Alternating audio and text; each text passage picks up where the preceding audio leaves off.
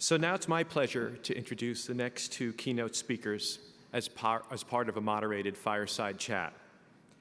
Please join me in welcoming Iancu, Undersecretary of Commerce of Intellectual Property and Director of the United States Patent and Trademark Office, and Antonius Campinos, President of the European Patent Office, for the stage. Thank you.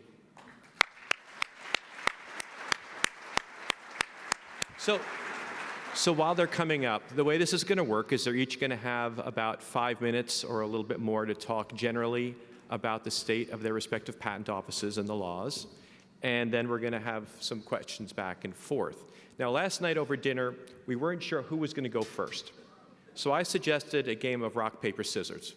They did not take my suggestion. So what we're going to do is we'll do a coin toss. But before we do that, let me get my coin out here. Since you were traveled the furthest, what would you like, heads or tails? Tails. Tails. Tails it is. So he goes first. He goes first.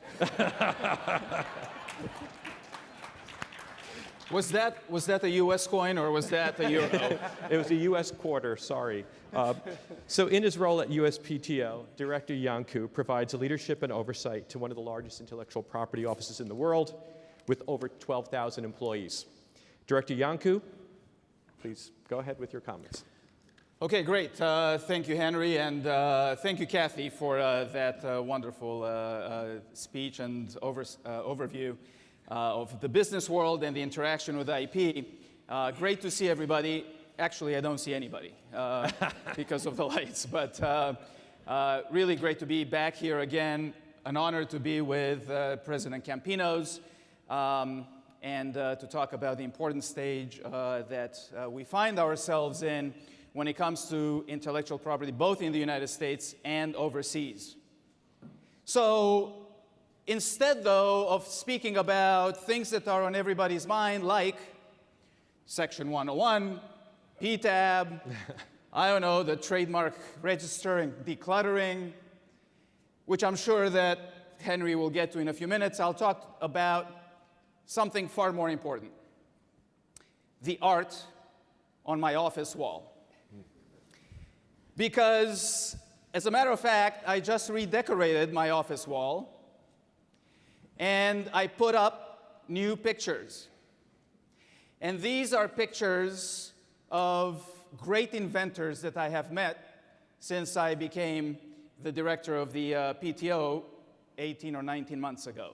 So, for example, I have a picture of Vint Cerf, one of the fathers of the internet, a picture of me and Temple Grandin, great inventor from Colorado who works with animals. But probably the most important and my favorite picture up there is a picture of me with inventor Sarah, name change to protect the innocent. Inventor Sarah is 5 years old. And she is at a kindergarten here in the capital area. It is a kindergarten that I visited a few months ago actually now. And you see at this kindergarten they have 3 classes, 90 kids, and the school has a program for them to teach them how to be inventors. It's a lengthy, weeks-long or months-long program, and I came with the PTO team at the very end of this program. And I visited with each one of the kids, and they all had a device that they invented, and they all had a sheet with talking points about what the invention is, who it benefits, and where you can find it. You know, the elevator pitch. And they all had name tags. This particular inventor said Inventor Sarah, but you also had Inventor James, Inventor Mary, and the like. Inventor Sarah invented an automatic scissors maker. But there were very many diverse inventions, a lot of it having to do with automation, by the way. At the end of the day, as I was walking out to the PTO team, one of the girls ran after me and said, loudly, so the whole 90 kids could hear her, "Director, I want to be an inventor when I grow up." And you see, I realized then, and I think it is true as I think about it today, that is the most important thing in the jobs that we all do. Because without that, none of it, none of the rest of the stuff that we talk about really matters. Because if we are to stay competitive as we go into the next industrial revolution and maintain our technological edge, we must have all hands on deck. We must inspire everyone across demographics, across geographies, and across economic conditions to grow up and be inventors and be entrepreneurs. And we must get to them and inspire them early before they get diverted away from this great, great profession and endeavor and mission in life. And this is one of the main activities that we are now focused on at the USPTO and in the administration as we think about workforce development and the next generations. And this is why I'm so encouraged by the work of IPO and all of you. With the release yesterday, I believe, of the IPO's toolkit on gender diversity and innovation. What a wonderful undertaking and what a wonderful product you have all put together. And the USPTO is heavily involved in this. We recently released our gender study and innovation in February of this year. We are about to release our report to Congress surrounding the Success Act. But for all of this to work out, we need government, private industry, and academia to work together. So let's all work together to actually drive real change. Because that's the only way that we can make sure that that African-American boy in Atlanta can grow up and say to himself, I can be like Lonnie Johnson, one of the greatest living African-Americans, inventors with many, many patents to his name.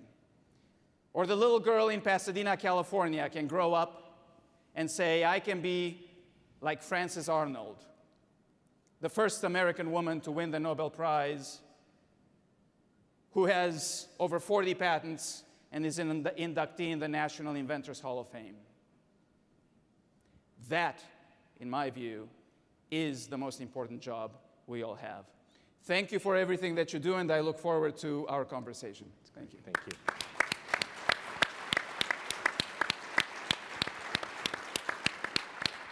Thank you, Director Iancu. So President Campinos heads up one of the largest European institutions with 7,000 employees dedicated to the examination of intellectual property. So I'll turn it over to you for your comments. Okay, good morning, everyone. After having listened to Kathy and Andre, it's going to be a hard job these next 5 minutes. But first things first, thank you for the invitation. It's a pleasure to attend the annual meeting of IPO. It's an honor to share the stage with Andre, with whom we've been cooperating intensively in the last few years in our case. And I look very much ahead in even strengthening for this cooperation. For us at TPO, it's very important to attend these meetings because actually you in this room and some who are not in this room, you represent 25% of our filers. Out of the 10 largest applicants at TPO, there are 3 major US companies represented here. And when we look out of 15 largest filers, actually this number grows up to 7. So the ability to interact with you and to get your feedback on the quality of our products and services for us is extremely important. Today is an important day for the IP world. We have the IPO annual meeting. But also a few hours ago, we released the 3rd edition of the IP intensive industry contribution to growth to GDP, employment, and trade. And it's the third edition. I know that a few years ago, the USPTO released a similar study, and the numbers are quite striking. Actually, IP industry that use IP in intensive manner, so above the average, they contribute at the European Union level to 45% of our GDP, 35% of jobs, and 82% of our exports. And actually, we have a surplus there because the imports of intensive technology represent 80%. Another striking figure is that patent-related industry that uses IP in an intensive manner, they pay a premium wage of 72%. So these numbers help us, I think, to put into context what we're talking about. Because in most of these meetings, sorry to be blunt, we talk about IP for IP, and we live in an IP world, and many times we meet the same faces and we have the same conversations, which are not meaningless conversations, but it looks like we interact always in the same world, and year after year we keep on seeing each other, talking to each other. And I think it's important that we move from that to the impact, And of course, there's many factors in the economy that contribute to these numbers that I gave, the 45, the 45, 39, and 82% of our exports. There's the tax policies, there's the education policies, there's intensive schemes. There's, of course, the RD, and of course, like he said, Andre, and very well, there's the genius of our inventors, of our creators. But we in this room, I think we share a part of the responsibility in maximizing these numbers. And so I would like to talk about what the economists have identified as the negative externalities. It's a big and fancy word for describing the cost of you guys interacting with us. Because actually, each time you interact with us, you have to bear a cost. And our role, I think, or part of our role, aside from trying to help to bring more ideas to the market, solving the gender issue that you referred in very well, it's about that, exactly that, to reduce the costs that industry has when they interact with the USPTO, with the EPO, with other national patent office or worldwide organizations. And there I would say we could talk about two main streams or two main ideas. The first one is that, if you remember, one of the first international multilateral agreement has been signed around IP. It's the Paris Convention. And if you remember as well, a few years before, another international agreement was signed for the post offices, because the post by then were the way to pay for whatever we had to pay abroad. So it means that IP is intrinsically linked with the global agenda, with trade, with investment. So wherever you talk about trade, wherever you talk about investment, you talk about IP. So the cost actually of industry interacting with administration is not solely interacting with EPO. It's at the same time interacting with EPO, USPTO, GPO, the Korean office, the Chinese office, and so many NPOs around the world. Because industry multi-file, cross-file, it's not that you find only in USPTO, only find EPO. Actually, your inventions are exported worldwide. So our capacity to continue to push for the harmonization of laws, and there I would like to salute the efforts of the discussions in the B+ group and the IT3, which IPO forms part, in trying to bring forward subject matters that divide not only Europe and US, but even European countries. I think we need to continue to push for that. And further ahead, we need to look what actually we could shape. And maybe we can't shape the law because it's too complicated and it depends on our political masters. But we can shape the procedures. We can shape the processes where there's no fundamental law that would not allow us to change a process or a procedure or a Supreme Court decision, then I think we should go for it, because that would lower the costs of industry interacting with us if we all live in a converged environment. I'm not saying a fully harmonized environment, but a converged environment. And in the frame of the IP5, in the frame of trilateral, in the frame of our bilateral cooperation, actually these discussions about convergence are a very important matter. And in Europe, we will come to that in the next years. Unity invention, structure and content of claims, description of the inventor. You can't imagine the world ahead of us that we can change without changing the law. And if we look at our laws, even if we look at American law and European law, you will see that 80% of it is harmonized. So we could already work on this 80% harmonized to bring conversions in practices and procedures. The second element, I still have some time? Sure. Okay. So the second element, it's something actually that we can do more by ourselves, although we can cooperate, share work, share searches. It's about the quality of the patent. It's about the quality of our services. There's been, in the past year, when we were discussing about, I think it was SOPA, PIPA, and HACTA, you will remember, 10 years ago, there was a huge movement anti-IP. And we need to be constantly vigilant to give the right monopoly. I don't want to enter in discussions whether an IP right is a monopoly or a right to exclude. I leave that to the lawyers. But let's admit that it's a monopoly. We need to give the right fence around this monopoly if we were not to get into, again, discussions whether the patent system damages innovation or not. And for that, we need to deliver high-quality product and service. And that depends on multiple factors, subjective criteria, objective criteria. The subjective criteria would be the definition of what is a high-quality patent. Is it a complete search? Is it a predictable and consistent patent that delivers the highest presumption of validity? Is it fairness in the opposition procedures? But there are objective elements in searching and examining a patent. And you know what I'm talking about. Having the right prior art collection of patent literature and non-patent literature. And there again, we're talking about data. Cathy was talking about that. We have more than 1 billion records at EPO. We have more than 100 million documents. And let's delve into the world of non-patent literature. We have tens and tens of subscriptions to scientific papers magazines. We recently built a database around standards. And we can search all this beautiful library that the EPO has built over the more than 40 years, actually in any language, because we have machine translation mechanisms. Because if you want to have a good search, you need, of course, to have the relevant document in your library, and you need to get to it. And that's why we developed systems like pre-search, pre-class, and actually we have certain components in AI. But quality is not only about that. The objective quality is to make sure that we route the file to the right examiner. And this is a major challenge.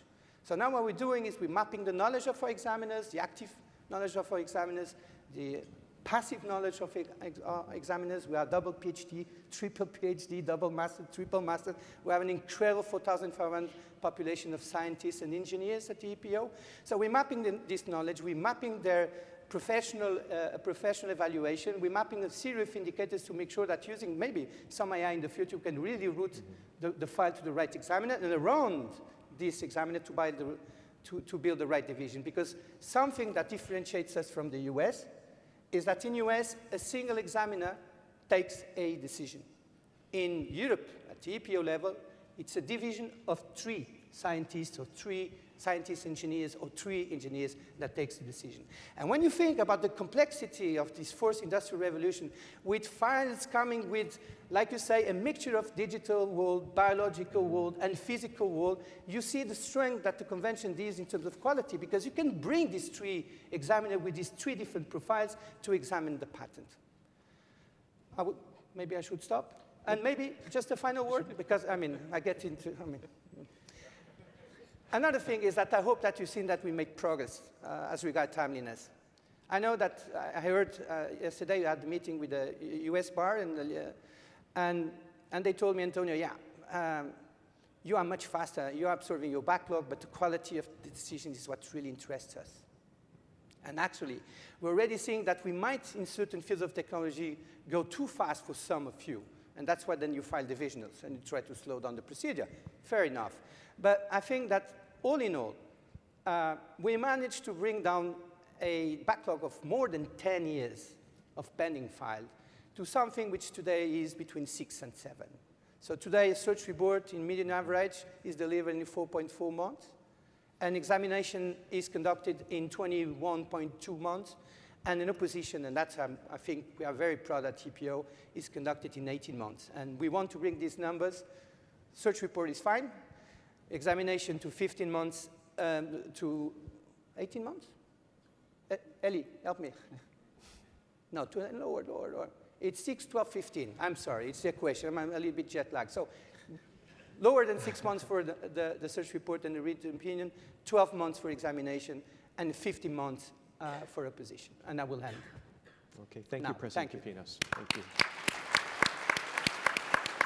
You know, before we go on with questions, I do want to thank both Director Iancu and President Campinos for taking time out of their busy schedule to join us today, and particularly President Campinos for making a special trip in from Munich just for this meeting, and also Director Iancu for your lengthy commute here this morning.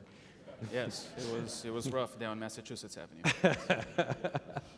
So earlier today, we heard Kathy talk about the dynamic state of innovation, how information is driving a lot of the change in business today. How have businesses been utilizing the IP system? Have we taken full advantage of it, both in terms of the obtaining of the IP right, in terms of the enforcement, the monetizing of it? What are your observations? I'll start with you, Director Yongku, on this question. Thanks, Henry. Interesting question, and perhaps better asked of industry. From my perspective, I think industry does take full advantage of the mechanics of IP systems. We see a consistent increase of the applications filed both on the patent side and the trademark side at the USPTO over the past number of years, including a very significant increase this fiscal year on both sides, in particular on the patent side. Generally, the increases follow GDP increases more or less, and so on. So I do think industry files as they see the appropriate need. I don't know that industry has taken particular advantage of communicating the incredible benefits that IP brings to society and the world. Obviously, folks talk about innovation all the time. It's, you know, every business meeting you go to, every conference like this, I'm sure in this convention center and across the world, people talk about innovation. Even if you're in the financial sector, as Kathy mentioned, or in the sports leagues, innovation people talk about all the time. But the marriage between the understanding of innovation and the IP behind it, because one doesn't happen without the other, it's an absolutely intertwined, symbiotic relationship. That needs to be driven home, and folks need to understand that. And all of you, your companies, your clients, and other companies like these who actually innovate and who do get and utilize the IP system should communicate the incredible value you all bring and that this field brings to development, to the economy and job creation. So from that point of view, I think we can work together to move the ball forward. It is a significant initiative of mine and of the PTOs to improve the dialogue surrounding IP. And as a matter of fact, we are calling for an IP5 meeting in the coming months where the heads of offices and also at the working level can discuss how all of us can be even more proactive to highlight the importance and the benefits of IP. Okay, thank you. You said everything, but you want me to add something? If you have anything to add. Well, if you talk about the growth of applications, this is the first element to answering your question. At TPO, we have an historical average growth of around 3%. In the past years, the growth is more in the region of the 5%. But when we talk about AI technologies, cloud computing technologies, self-autonomous driving vehicles, blockchain technologies, the range is from 2-digit growth to 3-digit growth. That's what we're talking about, actually. And it's true in the US, it's true at the EPO, at the PTOs, it's true in Japan, in China, in South Korea, it's true everywhere. There's an explosion of patent applications relating to this fourth industrial revolution. Now, The other side is what would be the use made by industry of these, let's say, these granted patents. But that's a question that you should ask to industry, actually. Okay, so I'm going to actually go right back to you now. Director Iancu mentioned a bit about the public perception of intellectual property. It seems like, from what I've seen, and particularly with younger people, people want things free and they want it now. And IP really doesn't lend itself to that. IP is an engine which drives future innovation by promising a certain return on that innovation and hard work and investment. Director Yongku mentioned that we need to do a better job as industry to educate the public, and entities like the IPO Education Foundation are dedicated to just that. What's the perception in Europe of intellectual property? We'll start there, and what can industry do better to communicate that important message? And then I'll turn it over to Director Yongku. I can only base my answer on my past experience as the lead of the UIPO, the Trademark and Design Office, the EU Trademark and Design Office in Alicante, where through the Observatory on IP rights, infringements on IP rights, there was at least two major surveys conducted to really understand what is the perception of the EU citizens as regard IP, talking about intellectual property. And it's curious to see that the results of these surveys, if my memory serves me well, would basically say, at a macro level, everybody thinks, independent on the working conditions, on the age, on gender, they would say that without IP, we could not have a competitive world. IP really at the macro level is really important for the citizens, but when we drill down at the micro level, it stops being that important. And then what we saw is that a clear separation between the perception around industrial rights, so trademarks, patents, design, etc., and copyright. And there, copyright, and these surveys were run like 5 to 6 years ago. The business model was evolving. The music business model had evolved, and the video business model was evolving. And I think that as the business model evolves to be more comprehensive and cost efficient, particularly for the youngsters, I think that this perception that we should use whatever has been created by the other three will gradually disappear. That's my feeling, of course. Okay, thank you.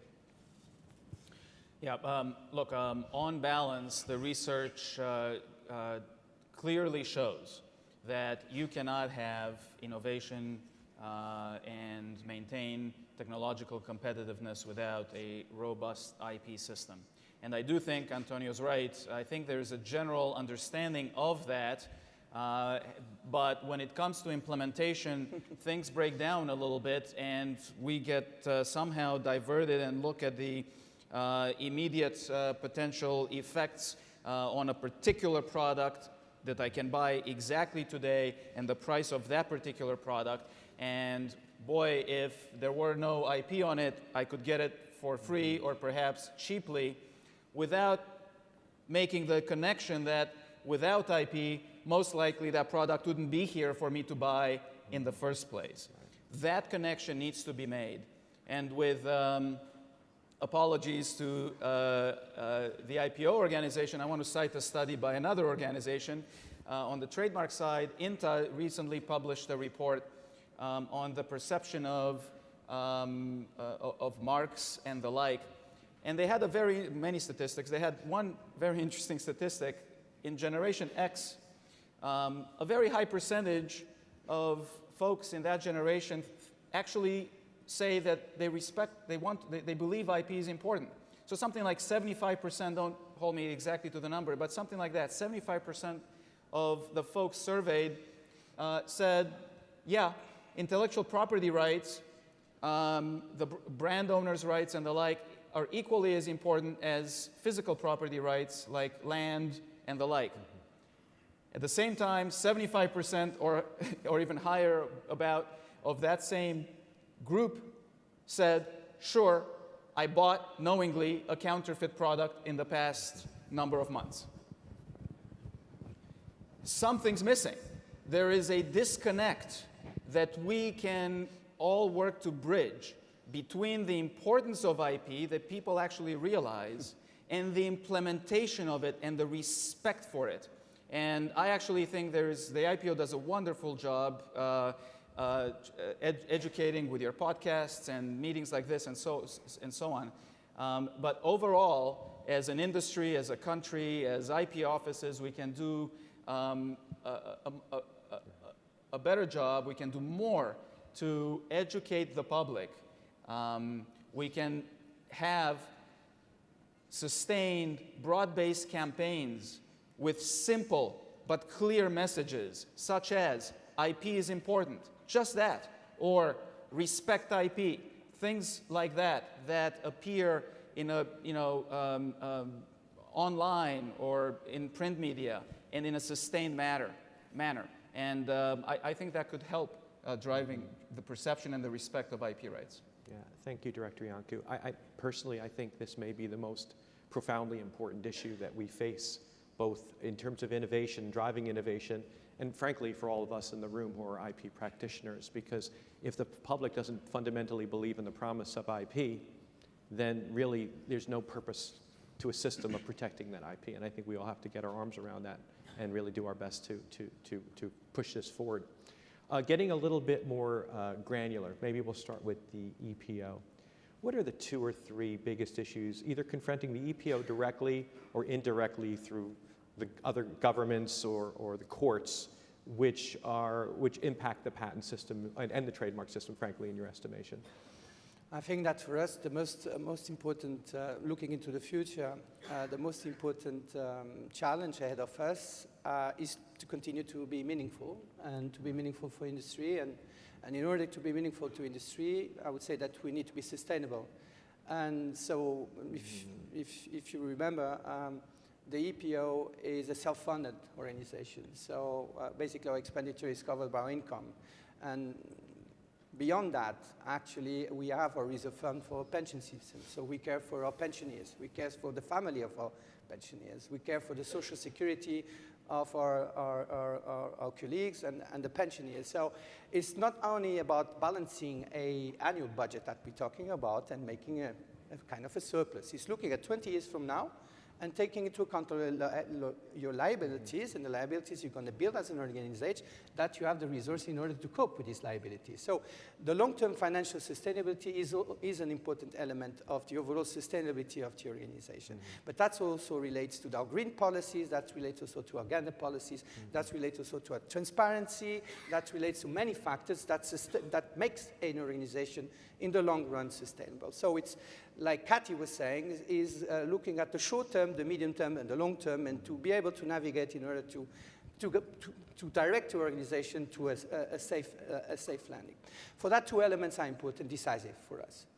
First is that differently from any other organization or office in the world, actually our patents can be valid in 44 jurisdictions.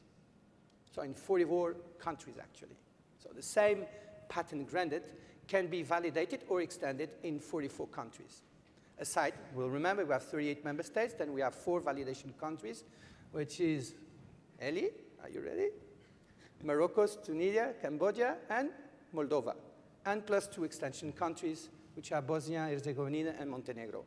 And as we speak, we're trying to expand these validation agreements to cover the OAPI countries, so one of the the French-speaking African organization with more than 28 member states, and we're making efforts throughout the world.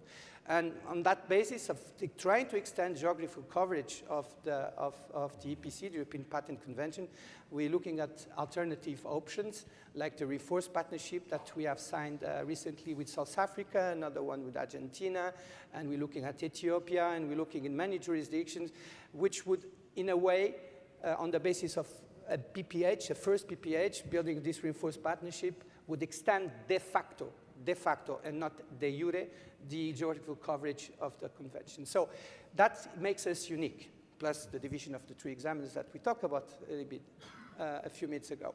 And the other very important element is to be recognized as delivering a high-quality patent. So these 2 elements, for us, looking in the future, are deciding in ensuring that your organization is sustainable and meaningful in the long run. Thank you. Director You're welcome. First of all, Ellie, did he get the countries right? Those 4 countries? I've been practicing for the past 24 hours. Well, that's good. I just want to know, what does Cambodia But have I to do? don't remember the member states of the EPC. So what does Cambodia have to do with the European Patent Office? They have nothing to do, but actually when the patent is granted, you have 38 crosses, right? So 38 member states benefit from a box where you can tick, well, electronically, by the way. You can tick that box, and then this patent is going to be validated, for instance, say in Germany, in UK, in France, in Spain, in Portugal. And you have another set of boxes that would say these 4 countries of validation plus the 2 extensions, you can tick them. And automatically, it will be enforced in these jurisdictions. Very exciting. Thank you. Do you want to go for a validation agreement? No, but okay. But I'll just tell you that when the USPTO issues a patent, it's valid automatically and enforceable in 50 states. He won. He won. He won. Plus He won. Plus Puerto Rico and Guam. Unbeatable. What was the question? Okay, so the top 3 issues. Well, let me divide it this way. So on the patent side, the #1 issue in the United States, I believe, for the U.S. patent system is Section 101, patentable subject matter. And the USPTO issued our guidance in January of this year. You may recall exactly a year ago at this conference, I outlined a framework which we actually did implement about 9 months ago. It's been working from our perspective really, really well. And we hear from you, and we want to hear more from you. So far, what we hear from all of you is that, generally speaking, you all think it's working well. We have the statistics to show it. Let me just take, for example, artificial intelligence, such an important technology for the future. Pre-Alice, the rejection rate at the USPTO for AI applications was approximately 32%. I know Drew is over there, Hirschfield, the Commissioner for Patents. You can give me a thumbs up, about 32%, I think. Thumbs up, okay. In the 5 years of Alice, the rejection rate at the USPTO for AI inventions was over 50%, I believe, something like 56%, 60%, Drew? Say about 60%. Think about that. 60% of office actions in this most important area of technologies rejected under Section 101 in the 5 years since Alice. But in the last 9 months or so, since our guidance, the rejection rate on AI applications at the USPTO is back down to approximately 32% or so, 33%. And this is just one measure, one metric. We can spend more time on this. We just know anecdotally that the examiners understand how to apply it, the judges understand how to apply it. It is more consistent. There is a framework they can follow. It works. The question is, what will the courts do? Obviously, we have an independent judiciary, as we must have, which is an incredible asset of our country. And they obviously don't have to follow our guidance. The question is, will they likewise follow or do or adopt a framework that's equally understandable? And it would be great if they did, because frankly, we did not change the law. We just synthesized the law. And it's just an organized approach so that we can have more consistency of results. So that's on the patent side. On the trademark side, the main issue there is the decluttering of our register. We must ensure that we must ensure the integrity of our register. It is a robust, really top-notch leader in the world trademark register and system, bar none. But it has faced a dramatic increase in the number of applications over the past decade or so, including currently, so we must ensure its continued robustness. Finally, on the operations side, the integrity of our IT systems, modernizing, stabilizing our IT systems, moving towards artificial intelligence components moving towards more secure servers, redundant systems. This is a major effort at the PTO right now. We've already had quite impressive accomplishments in the past several months, and we look forward to significantly more in the next 1 to 3 years. Thanks, Director Iancu. So we have about 5 minutes left. And when I started my career a little less than 30 years ago in IP, I was told that harmonization was right around the corner. And it still remains right around the corner. What can we do in terms of the business community to try to at least push us forward, if not to a completely harmonized system, to one that's more aligned and gets rid of inefficiencies in having dual systems? I'll start with you, President Campinos. Why? Why me? Why Why should, always me? No, I'm well, kidding. you just spoke. No, I mean, like you say, it's been around the corner for the past, I don't know, 15 years at least. The new question is, which corner? Yeah, our corner. And we know that in a way at the WIPO and since the TRIPS agreement, multilateralism was halted, and that's a de facto situation. We're stuck at that level. That doesn't prevent us to keep on trying, pushing, and I think that all the ongoing work in the B+, I know that some are a little bit tired to see that we continue to invest, and the output is not there. Or more recently, the efforts done by IT3 and the users group in the frame of the trilateral, I think we need to continue to push. Maybe I agree with Andre, maybe we need to have a look on the way we organize, on the way we're conducting this process, to see if it's still fit, because maybe it was fit 10 years ago when we started, maybe it's not totally fit as we talk. Maybe we should look at it differently, but surely we need to continue to push for harmonization, because that's what industry wants, actually. Of course, it's like you say, at the macro level, we all want the harmonization. When we drill down to the micro level, then we might have different ideas.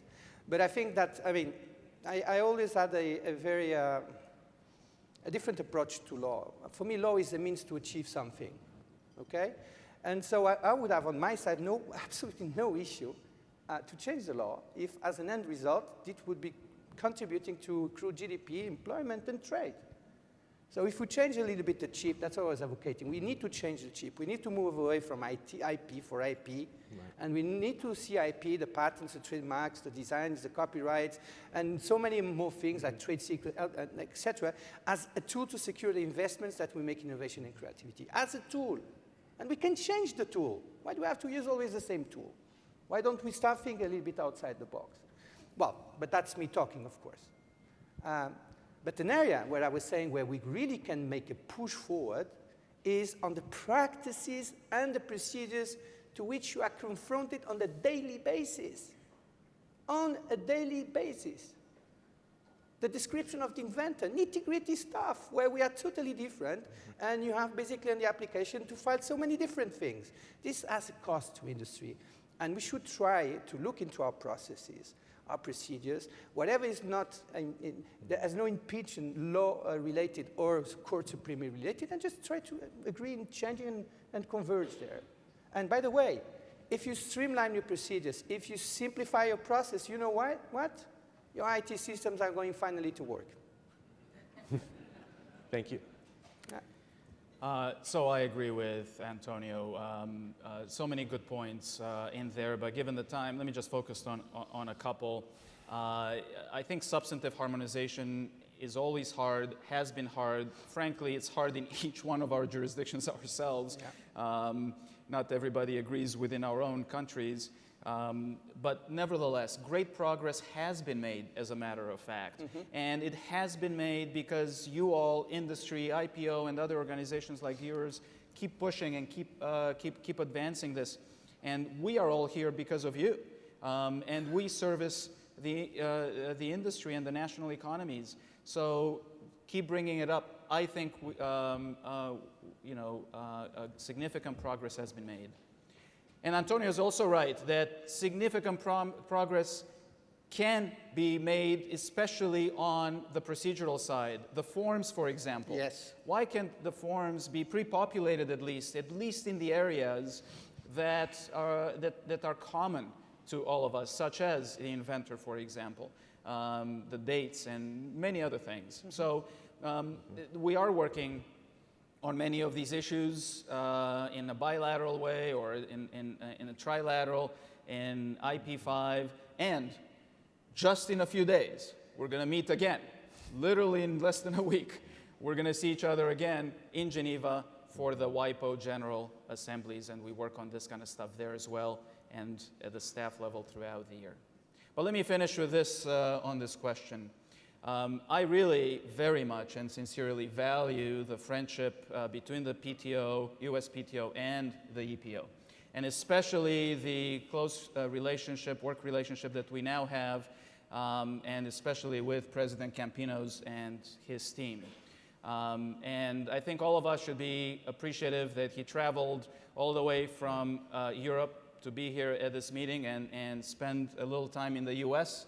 I look forward to much more work and collaboration with you and with the office. Thank you, Andre. Thank you so much. Thank you.